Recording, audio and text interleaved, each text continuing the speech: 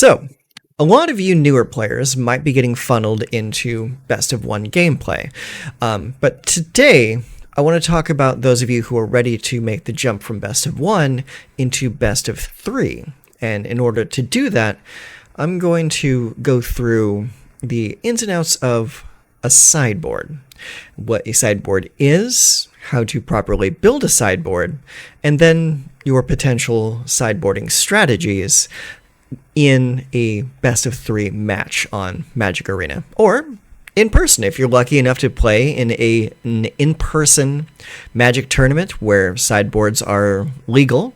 Then you'll have this good information for you as well. So let's go ahead and hop on in, and I will build a sideboard for one of our decks right now and show you what I'm talking about. Okay, so this is the deck we're going to be building a sideboard for. This is the Selesnya Auras deck that I've been showing on the channel a little bit recently. So, as it is right now, it is a deck with 0 cards in the sideboard. Now, what we're going to want to do before we start building the sideboard is we need to go into the deck's details itself. So you do that by clicking on the little deck box up here. So you click that, and then you have this drop-down list of standard. So you click that, and it brings up this whole list of other formats that you can be building a deck for. So what you want to do is turn it into traditional standard. So if you turn it into a traditional standard deck, then the game client will recognize that this deck is for best of 3 gameplay, and it will allow you to put 15 cards into your sideboard. Now, without 15 cards in the sideboard, the other version of sideboarding is a 7-card sideboard. And those are usually held back for wish sideboards or lesson sideboards. So lessons might be something you don't remember if you didn't play a couple of years ago. Lessons were basically cards that allowed you to look at different cards that you owned that are outside of the game and then bring them into the game. Okay, so this is what I'm talking here. So this card right here, Necrotic Fumes. This is Sorcery Lesson. As an additional cost to cast this spell, exile target creature you control, exile target creature or planeswalker. So this is a card that you would fish up using other cards that allowed you to dig up lessons. And in best of one gameplay, you would build a deck and then put 7 of these cards into your sideboard as potential cards that you would fish out for play in best of one. So that's a kind of sideboard that you really won't have to worry about currently, because we don't have a lesson or wishes or anything like that that the game really needs to worry about. So today we're going to be focusing on 15 card sideboards. Okay, so how are we going to build a sideboard for a deck like this? Well, the first thing that we want to consider is, what are we going to be playing against at any given time? So the thing about sideboards is a sideboard is there to shore up the weaknesses of like your main build. The thing is, when you're building a Magic deck, you can build for most strategies. But if you try to build for every strategy and have an answer for everything in your main deck, it's going to weaken your deck as a whole. So like, you may be good against aggressive decks, but really bad against control decks, and okay against mid-range decks. But you can really, ideally, only target 2 of those 3 with the cards that you have available, because you still need to be able to play out your game plan. And if you don't have a game plan, you're kind of just sitting there and not winning games. So when you're building your main board, try to target as much as you can without damaging your game's strategy. So what are we going to do for a sideboard for a green and white Auras deck? So let's figure it out. So what kind of decks are we expecting to see? We expect to see red-based aggro decks. We expect to see discard strategies. We expect to see control strategies. and we expect to see domain strategies. Those are kind of like the 4 things that we really want to think about in building a sideboard. So what decks would be the most detrimental to us? So this deck is already set up pretty well to beat aggro decks. So if we want to bring anything in to beat aggro, I think the only thing we really need to worry about is the early rush. So if we are playing against aggro, a card that I would recommend that we play is going to be Elspeth's Smite. Simply because it is a 1 mana removal spell that will kill anything with a 3 mana or less, or it'll kill anything with 3 toughness or less. So if we play a few copies of Elspeth's Smite in the sideboard and we go up against mono red, or red green, or red black, or anything like that, we can bring in a few copies of Elspeth's Smite and shore up our game plan against that deck. So what we're going to do is I'm going to take 3 copies of this, and then we're going to move it all into the sideboard. Boom, there we go. So now we have 3 copies of Elspeth's Smite in the sideboard. Now, what other decks did we say that we might want to shore up our chances against? Well, discard is still a pretty popular strategy, especially in the lower ranks. So what I want to do is I want to bring in something that is going to protect me from whatever my opponent is going to be trying to do. So a good way to protect against discard is to give yourself hexproof, because in most cases, most discard cards require targeting. So unless the card says each opponent gets around hexproof effects, but target does not. So what are we going to do is we're going to look up the word hexproof, and we're going to find a card that gives us hexproof. So there is a card. There is this card right here, Surge of Salvation. You and permanents you control gain hexproof until end of turn. Prevent all damage that black and or red sources would deal to creatures you control this turn. So that's a pretty good option right there. So Surge of Salvation might see a couple placements into the deck. The card I'm looking for is actually this one right here, Metropolis Reformer. So Metropolis Reformer is a 2/3 flying vigilance creature that reads, you have hexproof. Whenever Metropolis Reformer is dealt damage, you gain that much life. So I'm going to put, I'd say, 2 copies of this into the deck.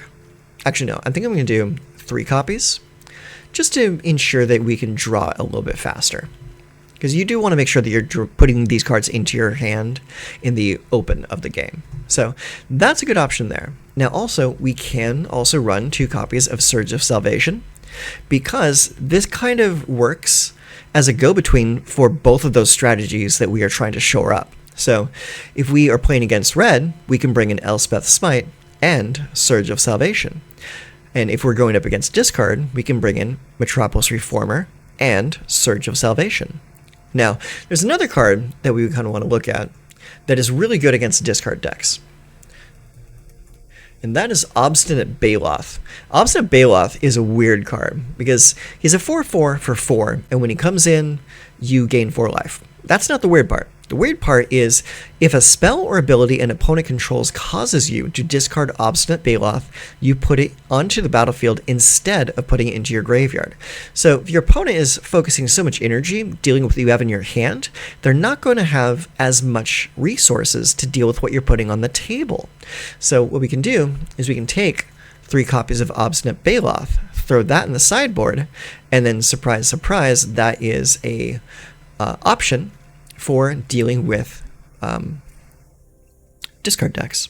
So now we have 2 potential options for red and 3 potential options for discard. So these are all pretty solid cards for the current metagame. Now, other decks we want to consider are control decks, and we also want to consider domain decks, because domain and control kind of live in the same sphere.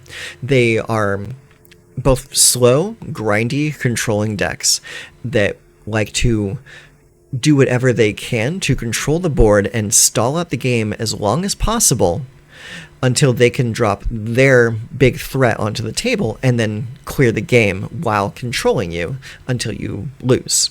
So what we have here... Oh, shoot. You know what? I just realized that these cards were not going into my sideboard. I was just moving them around on the board. No wonder they looked a little weird. Okay, give me just a moment here.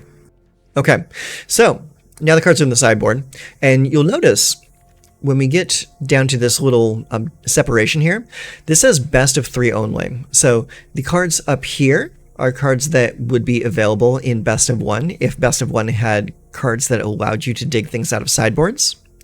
And best of 3 would give you access to these cards when you are sideboarding in game 2. But all of these cards, regardless of best of 1 or best of 3, are all available for you to use and to sideboard in and out during a game of best of 3.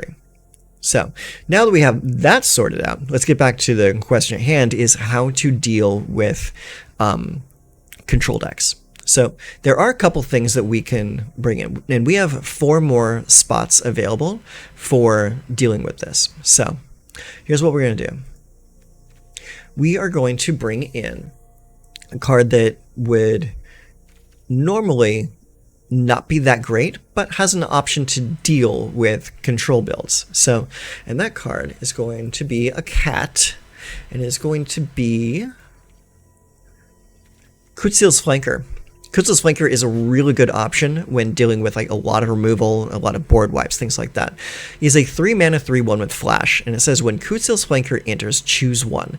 Put a +1/+1 counter on Kutzil's Flanker for each creature that left the battlefield under your control this turn.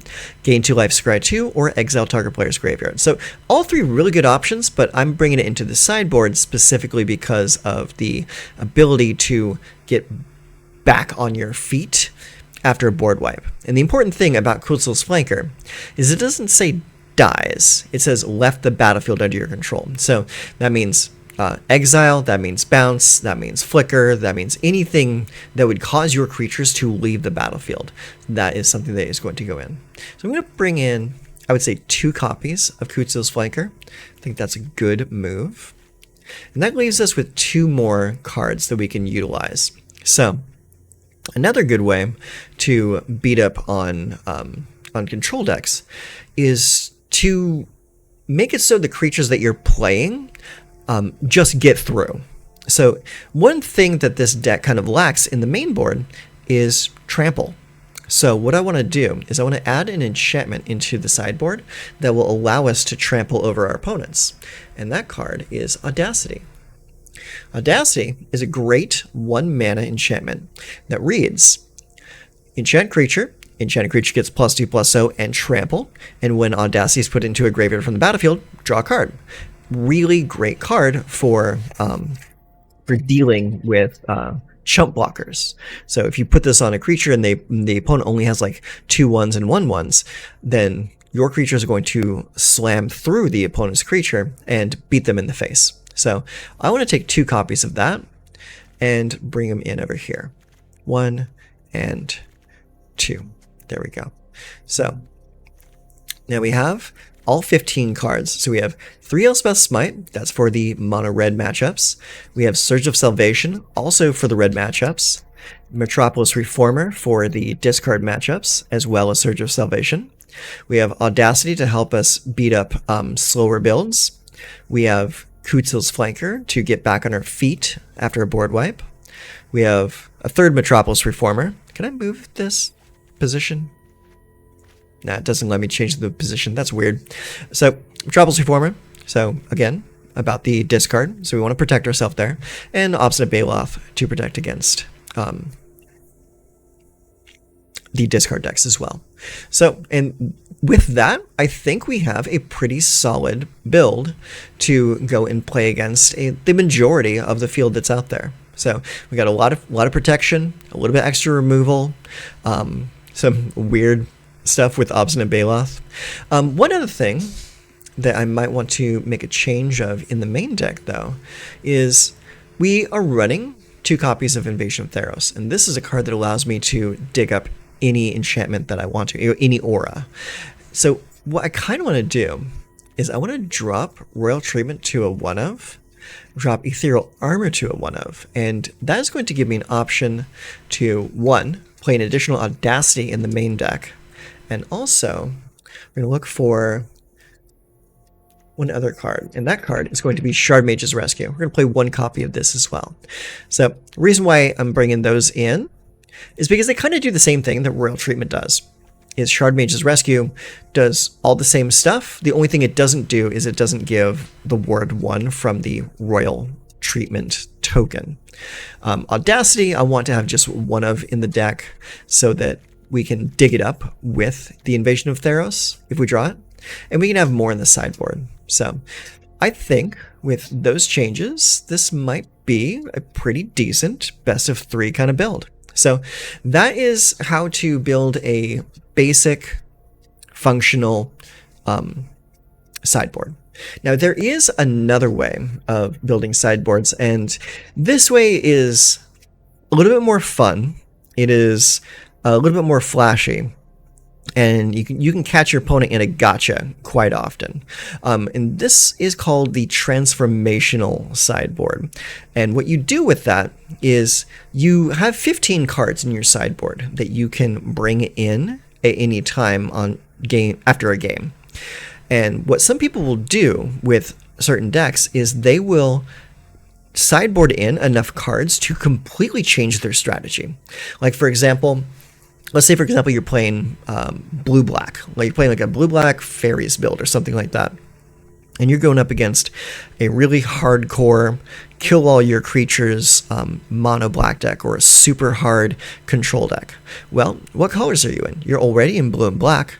You can probably sideboard in enough cards to transform your deck into a mill deck. And instead of relying on your creatures to get the job done, you can then rely on your mill to completely knock out an opponent. Now, while that is a totally doable strategy, the thing is it's pretty weak, because like it's only a surprise gotcha for like one kind of matchup. It doesn't give you the variety of cards that you would normally need against all other matchups that you could possibly run into. So instead of doing like what we did here and bringing in all of these specialized cards for specialized matchups, these Transformational sideboard is just kind of like a sucker punch for one kind of matchup. So it's not the best, but it is fun when you can pull it off. So that's pretty much the basics of sideboarding. So why would you want to go into best of 3? Well, best of 3 is what a lot of people refer to as real Magic. It is a more satisfying way of playing the game. You're not just trying to rush your opponent down every single match. It gives you opportunities to explore different strategies. It's, in my opinion, the right way to play one-on-one Magic. Best of 3 is a lot of fun and one of my preferred ways to play. So I hope you enjoyed this video, and I hope you will take a little bit of what I've said today to heart and try out best of 3. It's a lot of fun. So until next time, you take care of yourself.